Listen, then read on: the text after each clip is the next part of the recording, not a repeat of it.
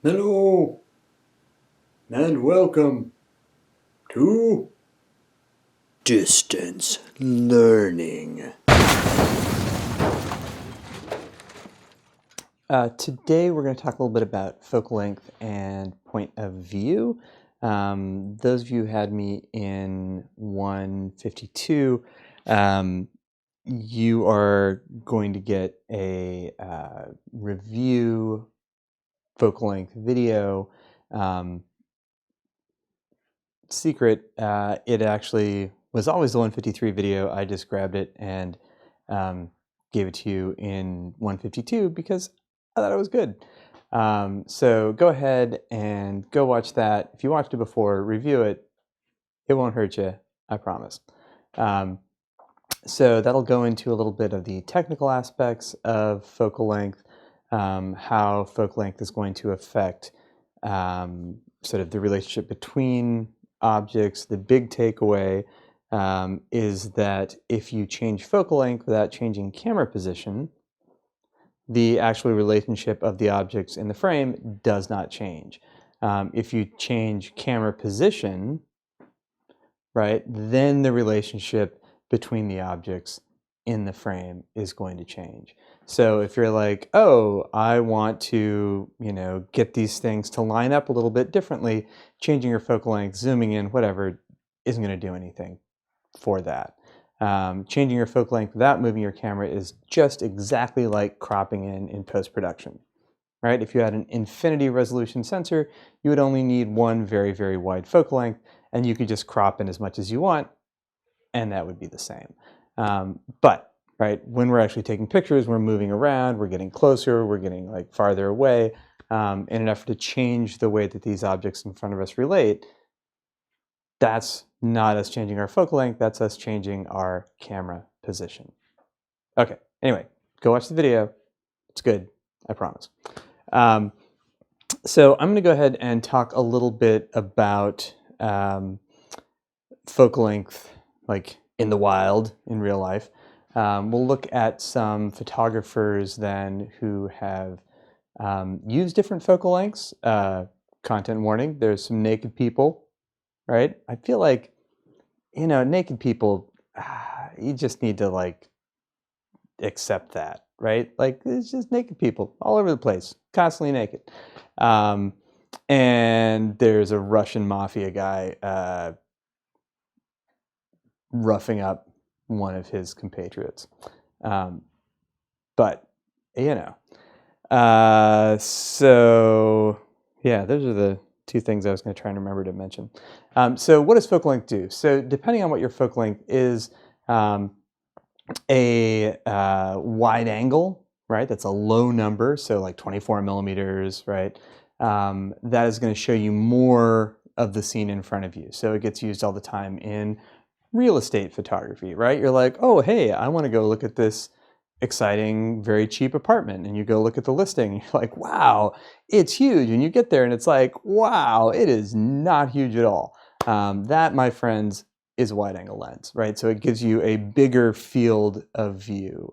So that's wide angle for a full frame camera that is, 35 millimeter, 24 millimeter, 16 millimeter. For a crop sensor camera, it is going to be it's going to have to be a smaller number, right, to get the same amount of wide angleness. Again, look at that focal length video. It will go into all of that.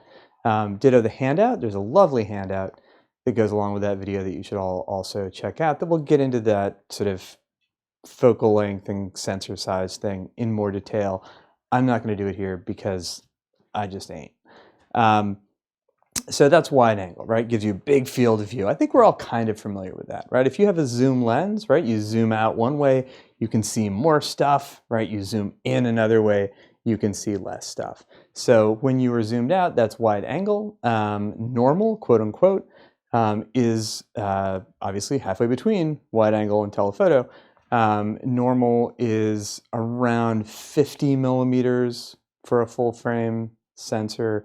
That puts it around 35-ish for a crop sensor. If you're like, I don't know whether I have a crop sensor or a full frame sensor, Google it, right? I'm not going to tell you. Google it. Your cameras are all different. Come on. So 50 millimeters is kind of normal. That approximates the human field of vision, so they say. In reality, if you actually think about the way that you see things, you're actually looking and having in focus a teeny tiny bit of something, and then you have a whole bunch of amorphous shit around you, right? So take a second right now, right? Pause this video. I mean, don't pause it until I finish my fucking sentence or you're not going to know what to do. Pause this video and go look at anything at all. And you will notice that the amount that you are actually seeing, that you're actively looking at, having in focus, is really tiny. And then there is a big area around it that you have sort of a sense of. That's one of the things that I think is kind of ridiculous about this 50 millimeter thing, right? The way that human vision works is different, right? The way that human vision works is us stitching together all of these moments of seeing that our brain has and putting them together into this continuous sort of, vision of what the space around us is. So I have a sense of what's behind me. I have a sense of what's over here, what's over there, what's below me, what's above me, even though I'm not actively looking at them. I have a sense of what's over here, even though I'm not paying attention to that at this moment. So human vision is much more complicated than 50 millimeters, but 50 millimeters, full frame camera, roughly the human eye. Longer focal lengths than that are telephoto.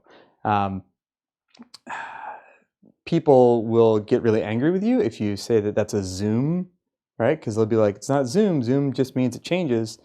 It's telephoto, meaning it's a long focal length. Fine, they're right, whatever. So if you're talking about a zoom, mean something that changes, right? Because you could have a wide angle zoom. Anyway, telephoto lenses have a long focal length. They magnify, essentially, a portion of whatever it is that you're looking at. So that's what telephoto lenses do. If wide-angle lenses are real estate photography, and to a degree, like landscape stuff, normal, I don't know what normal is. I mean, it's not, yeah, I don't know. I don't know that normal has like a thing that it does. If you can think of something, let me know, because that would be great. I know that I use it a lot, but Brad Farwell isn't exactly something you can put in a quiz. So telephoto is something photojournalists use it, right? Photojournalists use both, right? You see a photojournalist walking around, they've got a long lens and they've got a short lens. Sports photographers, right? If I'm at a baseball game and I need to get a shot of whatever athlete, right? I'm going to be using a telephoto lens to be able to get up and close and personal to make that photograph. Who else uses it? I don't know, birders, right? People take pictures of birds, they use it. Spies use it. People who are taking portraits, right? And we'll see an exception to that in a second. But people who are taking portraits generally want to use a longer lens. Why is that? Well, if you imagine a stranger coming up and standing this close to you, right, even before COVID, right, that was a little like, but more than just like personal space and the fact that photographers typically smell kind of funny, you want to be able to have space for your lights, right? Like I want to have a bunch of lights here, and if I'm right in front of you, I'm casting a shadow onto you, my subject. So that's one of the reasons why we want to back up. The other reason is distortion. So again, we'll see this in a sec, but a wider angle lens distorts things. The thing in the front seems closer, the thing in the back seems farther away. That's why if you go and are working, I know everybody hates it, but if you're working as an event photographer and you're taking a picture of like a table of people, if I use a very wide angle lens, the people in the background are going to look teeny tiny, and the people in the front are going to look big. So that's one reason why we use a longer lens, especially if we're taking a picture of a group of people. That's going to get everybody about the same size, and it kind of collapses space in the opposite way that a wide-angle lens expands space, makes your apartment look big. That telephoto lens collapses space, makes the foreground and background things seem like they are closer together. Again, go look at the handout. Goes through this, has pretty pictures showing you what I'm talking about. Should be very helpful. All right, so let's take a look. There's a cat right down here that I'm going to try not to step on. Let's go ahead and we'll take a look at the slideshow for focal length, and we can see some people who are working with different focal lengths of lens to do different kinds of things, and we'll get a little bit of a better sense of what they all look like.